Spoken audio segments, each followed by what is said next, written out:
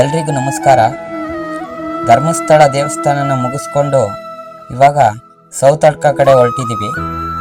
ಶ್ರೀ ಮಹಾಗಣಪತಿ ದೇವಸ್ಥಾನನ ನೋಡೋಣ ಬನ್ನಿ.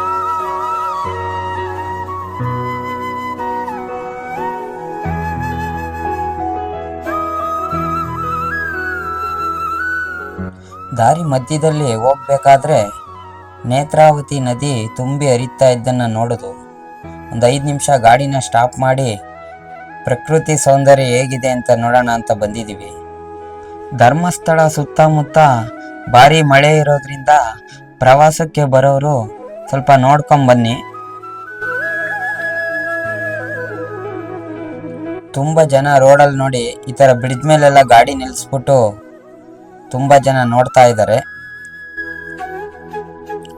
ಧರ್ಮಸ್ಥಳ ಮತ್ತು ಸುಬ್ರಹ್ಮಣ್ಯ ಹೋಗುವ ದಾರಿಯಲ್ಲಿ ಕೊಕ್ಕಡ ಎಂಬ ಗ್ರಾಮವಿದೆ. ಕೊಕ್ಕಡ ಗ್ರಾಮದಲ್ಲಿ ಬಲಕ್ಕೆ ತಿರುಗಿದರೆ ಶ್ರೀ ಮಹಾಗಣಪತಿಯ ಮುಖ್ಯ ದ್ವಾರ ಹೊಂದಿದೆ. ದ್ವಾರದಲ್ಲಿ ಕೇವಲ 3 ನಿಮಿಷಗಳ ಹಾದಿಯಲ್ಲಿ ದೇವಸ್ಥಾನ ತಲುಪಬಹುದು. ಸೌತಡ್ಕ ಶ್ರೀ ಮಹಾಗಣಪತಿಯ ದೇವಸ್ಥಾನ ಒಂದು ಸುಂದರ ಪ್ರವಾಸಿ ತಾಣವಾಗಿದೆ. ಗೋಪಾಲಕರಿಗೆ ಒಂದು ದಿನ ಕಾಡಿನಲ್ಲಿ ಗಣೇಶನ ವಿಗ್ರಹ ಸಿಕ್ಕುತ್ತದೆ. ಅದನ್ನು ತಂದು ಒಂದು ಕಟ್ಟೆಯ ಮೇಲೆ ಕೂರಿಸುತ್ತಾರೆ. ಅವರು ಬೆಳೆದಂಥ ಸೌತೆಕಾಯಿಯನ್ನು ತಂದು ದೇವರಿಗೆ ನೈವೇದ್ಯ ಮಾಡುತ್ತಾರೆ. ಅದಕ್ಕೆ ಈ ದೇವಸ್ಥಾನಕ್ಕೆ ಸೌತಡ್ಕ ಎಂಬ ಹೆಸರು ಬಂದಿದೆ.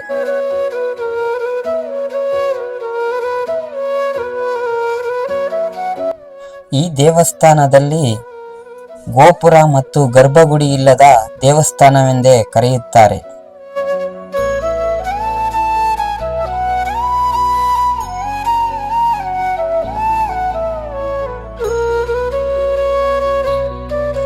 ಈ ದೇವಸ್ಥಾನಕ್ಕೆ ಬರುವ ಭಕ್ತರು ಹರಕೆಯ ರೂಪದಲ್ಲಿ ಗಂಟೆಯನ್ನು ಕಟ್ಟುತ್ತಾರೆ. ಏಕೆಂದರೆ ಅವರ ಕಷ್ಟಗಳು ದೂರವಾಗಲಿ ಎಂದು ಇಲ್ಲಿ ಸಾವಿರಾರು ಗಂಟೆಯನ್ನು ಕಟ್ಟಿದ್ದಾರೆ.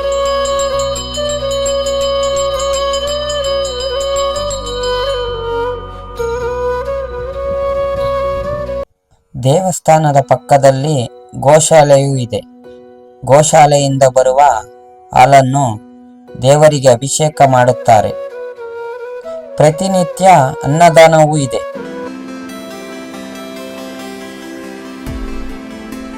ಸೌತಡ್ಕ ಮುಗಿಸ್ಕೊಂಡು ದಾರಿನಲ್ಲಿ ಹೋಗ್ಬೇಕಾದ್ರೆ ಈ ಥರ ಅಂಗಡಿ ಇತ್ತು. ಏನಿದೆ ನೋಡೋಣ ಅಂತ ಗಾಡಿನ ಸೈಡಿಗೆ ಹಾಕ್ಬಿಟ್ಟು ಹೋದು.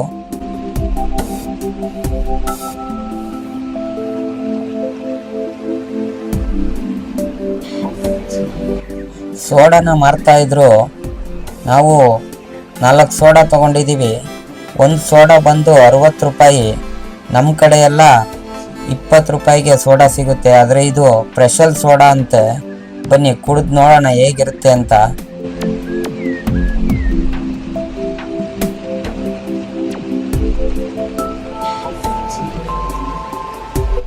ಫಸ್ಟ್ ಟೈಮು ನಮ್ಮ ಚೇತನ್ ಸರ್ ಕುಡಿತಾರೆ.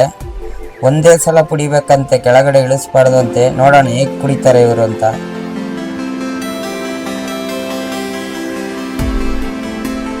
ನೋಡಿ ಈಗ ನಮ್ಮ ತಿಮ್ಮಪ್ಪ ಅವರು ಒಂದೇ ಸಲ ಕುಡಿತವ್ರೆ, ಕೆಳಿಸಿಲ್ಲ ಅವರು.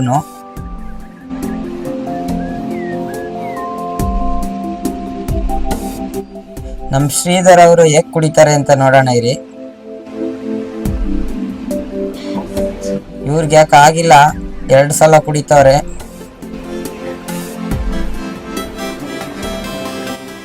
ಇವಾಗ ನಮ್ಮ ಸರ್ದಿ ಬಂದಿದೆ, ನೋಡೋಣ ಹೇಗೆ ಕುಡಿಬೋದು ಅಂತ. ನಾನು ಯಾವತ್ತೂ ಕುಡ್ದಿಲ್ಲ, ಫಸ್ಟ್ ಟೈಮು ಟ್ರೈ ಮಾಡಿ ನೋಡ್ತೀನಿ.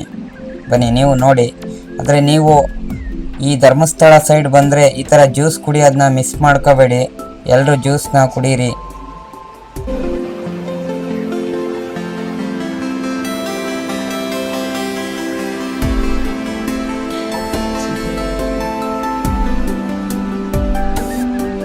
ನೋಡಿ, ಸೌದೆ ಒಲೆಯಲ್ಲಿ ಬೇಯಿಸಿರೋ ಅಂಥ ಜೋಳ ಇದು. ತಿನ್ನಕ್ಕೆ ಹೇಗಿರುತ್ತೆ ಅಂತ ನೋಡೋಣ ಬನ್ನಿ.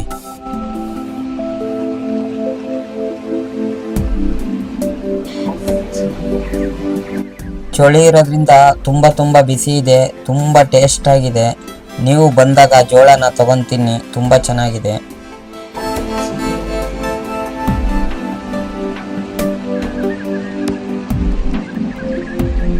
ಇದು ಮಂಗಳೂರು ಸಕಲೇಶಪುರ ಹೈವೇ.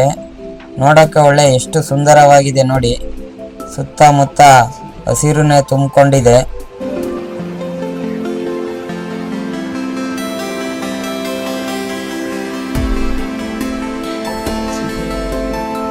ನಾವು ನೈಟ್ ಬಂದಿದ್ರಿಂದ ಈ ಫಾಲ್ಸ್ ಎಲ್ಲ ಕಾಣಿಸ್ತಾ ಇರಲಿಲ್ಲ.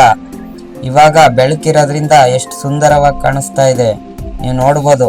ನೀವು ಬಂದರೆ ಈ ಥರ ಎಲ್ಲ ಎಂಜಾಯ್ ಮಾಡ್ಬೋದು, ದೂರದಿಂದನೇ ನೋಡ್ಕೊಂಡು ಹೋಗ್ಬೋದು. ನಮ್ಮ ಸ್ನೇಹಿತರೆಲ್ಲ ತುಂಬ ಖುಷಿಯಾಗಿದ್ದರು, ಯಾಕೆಂದರೆ ಫಸ್ಟ್ ಟೈಮ್ ಬಂದಿದ್ರು ಅವರು, ಇದೆಲ್ಲ ನೋಡಿರ್ಲಿಲ್ವಂತೆ. ನೋಡಿ, ಇಂಥ ಜನಗಳು ಇರೋದ್ರಿಂದನೇ ಬೇರೆಯವ್ರಿಗೂ ಇಲ್ಲಿ ಬರೋ ಪ್ರವಾಸಿಗರಿಗೆಲ್ಲ ತೊಂದರೆ ಆಗುತ್ತೆ.